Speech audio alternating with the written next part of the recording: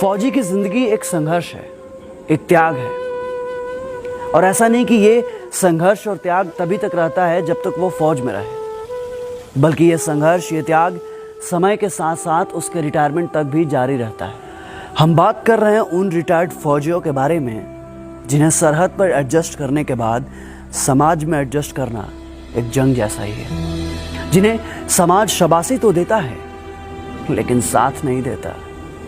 एक ऐसी अनसुनी आवाज जो दशकों के बाद दब के रह जाती है गांव के किसी कोने में और सिमट के रह जाती है वोटर लिस्ट के पन्नों में। जब 18 से 19 साल का फौजी फौज ज्वाइन करता है ना, तो वो बिछड़ जाता है अपने समाज से, अपनी मिट्टी से, अपने गांव से, अपने आंगन से। और गांव भले अपने फौजी को भूल जाए, लेकिन एक फौजी अपने गांव को कभी नहीं भूलता।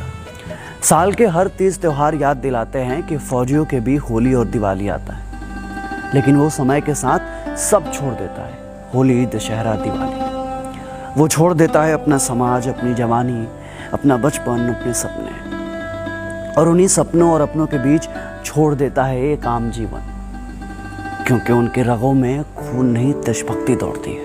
लेकिन वही 40 साल का फौजी जब रिटायर होकर वापस घर आता है तो वो दुनिया से कट चुका होता है। वो सोशली कट ऑफ हो जाता है समाज से। वो समझ ही नहीं पाता सर्विस और रिटायर के बीच के गैप को। वो पाटने की कोशिश करता है इस खाई को। वो जोड़ना चाहता है दिल और दिमाग को। वो फिर से पुराने लम्हों को जीना चाहता है। वो सींचना चाहता है अपने खून और पसीने से अपनी मिट्टी और खेत को। लेकिन ये समाज, ये दुनिया उसके जज्बातों का मजाक बनाती है। उसके भावनाओं को पागलपन करार दिया जाता है। लेकिन एक फौजी फौजी होता है।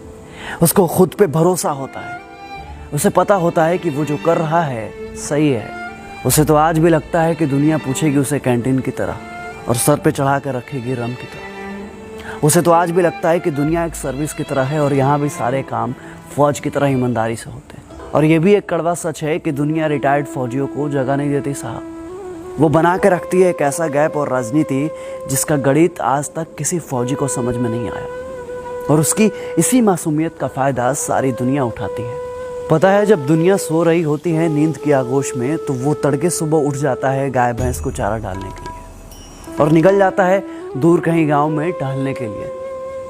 अब गांव में उसके कोई साथी संगाती नहीं होते हैं। वो बिल्कुल अकेला होता है कई जनों के बीच में, एक अजनबी की तरह, या यूँ कहें कि एक परदेसी की तरह।